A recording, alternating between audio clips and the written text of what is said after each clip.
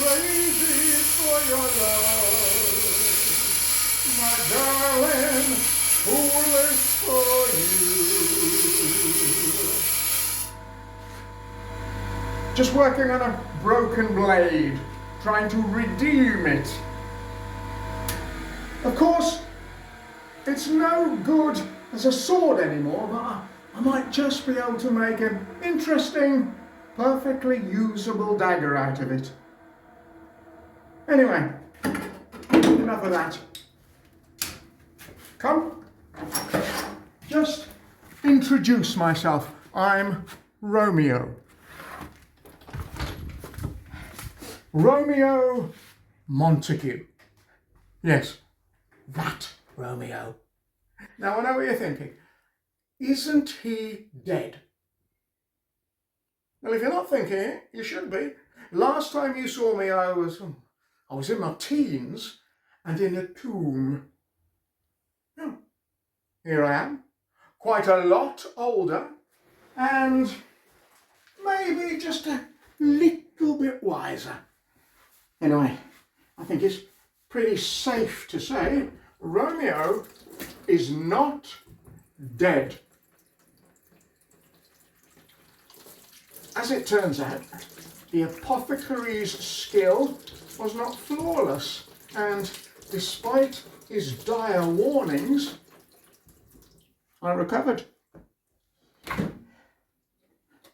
And Juliet, sweet Juliet, well, she stabbed herself, and the wound was so deep as a well and so wide as a church door. So, sad to say, she achieved her aim and shuffled off this mortal coil.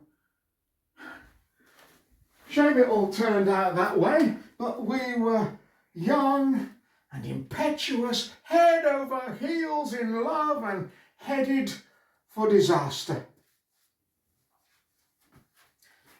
Everything always seems so important at the time, and then, with hindsight, you realise that it's just passing foolishness. Regrets, I had a few. Actually, I felt terrible about the whole thing. Terribly responsible. I had rushed her out of her family's safe and loving embrace just because of the unreasoning euphoria of a fledgling love affair. And now she's dead. You know all this. However, I found forgiveness.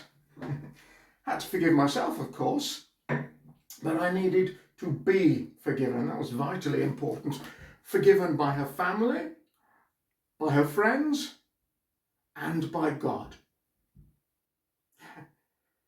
Thankfully, he's always willing to forgive. Of course, I had to run to him just like a child, running to its daddy's loving, ever open arms, and metaphorically speaking, leave all that guilt and all that pain and all that I had done at the foot of the cross of Christ. You can do that too. And now, things are good. I'm no longer banished. That's always good. Married to Rosalind, my first love. You remember her? It doesn't matter. Yeah. Things are good.